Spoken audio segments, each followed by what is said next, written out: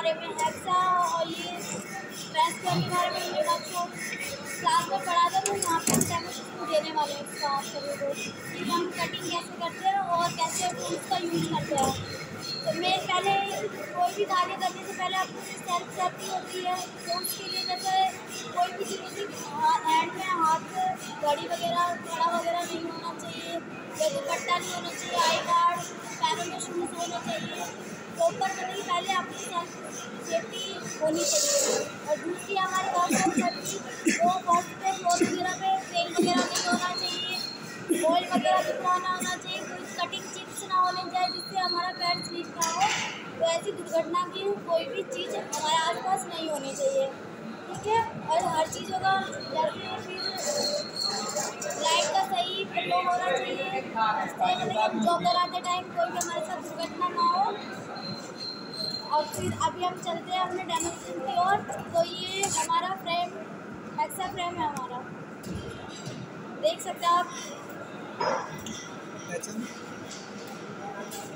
ये हमारा जैसे घर पे हम सब्जी काटने के लिए चाकू का यूज़ करते हैं, बर्थडे पे केक काटने के लिए चाकू का यूज़ करते हैं, तो उसी अकॉर्डिंग अगर हमें वर्कशॉप में कुछ काटना हो मटेरियल तो हम हेक्सा फ्रेम का यूज़ करते हैं ब्लेड के। ओके, तो जो हमारा ये एडजस्टेबल है, इसमें ये लॉक करके छोटा बड़ा ब्लेड यूज़ कर सकते हैं।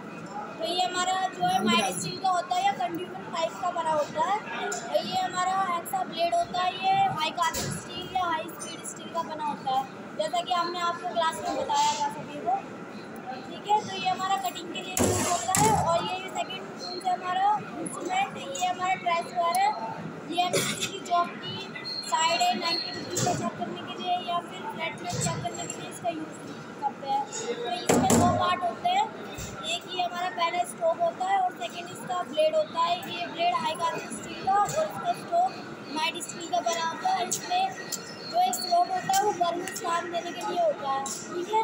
और इसका साइज़ अगर कोई पूछे तो पूरे ब्लेड के साइज़ से यहाँ से छोड़ने तक इसका साइज़ दिया जाता है, ठीक है। और सेकंड ये हमारी जॉब है, इसको MS प्लेट भी बोलती है, माइल्ड स्टील की बनी होती है, ठीक है। क्योंकि अगर हम ये भी जॉब भी माइल्ड स्टील की ना रखें, हाई कार्बन की रखें, तो ये ब्लेड और हाई कार्बन का है तो ये कट नहीं पाएगा, ठीक है। इसलिए ये माइल्ड स्टील की रखी जाती है और ये हाई कार्बन स्टील का होता है। अच्छा, ये हमारी वाइज है और ये बेंच है हमारी, तो इसलिए इसको बेंच वाइज बोला जाता है क्योंकि ये बेंच पे यूज़ होती है, ठीक है। तो इसको एंटी क्लॉक वाइज बोला जाता है। वाइज को हमारी इसको चेक भी करना होता है, इसको टाइम से इसको ऑयलिंग या लुब्रिकेंट दिया जाता है, ठीक है। तो ये थोड़ा इसको मेंटेन करके रखना पड़ता है अपने टूल्स को। कोई भी काम करने से पहले या बाद में हमेशा टूल्स को साफ करके रखना चाहिए क्योंकि अगले दिन तुम्हें यूज़ करने होंगे, ठीक है। तो जैसे कि इस पर हम आज करने वाले हैं हेक्सा कटिंग। तो ये जो कभी भी इसको ऐसे ऊपर होल्ड नहीं करना चाहिए क्योंकि इससे होल्ड होने की वजह से आपको ना दुर्घटना भी हो सकती है, हाथ में चोट लग सकती है, तो इसलिए और थोड़ा चैटरिंग की आवाज़ भी आएगी, अधिक शोर होने की वजह से आपके कान में भी प्रॉब्लम हो सकती है। तो इसलिए इसको ऐसे ना बांध के थोड़ा नीचे बांधना चाहिए अगर फायरिंग कर रहे हैं तो। वैसे हम हेक्साइंग करने जा रहे हैं तो ये थोड़ा ऊपर होगा तो सही होगा, ठीक है। तो अभी अगर हमें पॉइंट बनाना तो हम नेल्स का भी यूज़ कर सकते हैं अपना, या हमारे पास ट्रेस स्क्वायर होता है, ट्रेस स्क्वायर या का भी बोलते हैं स्टील रूल।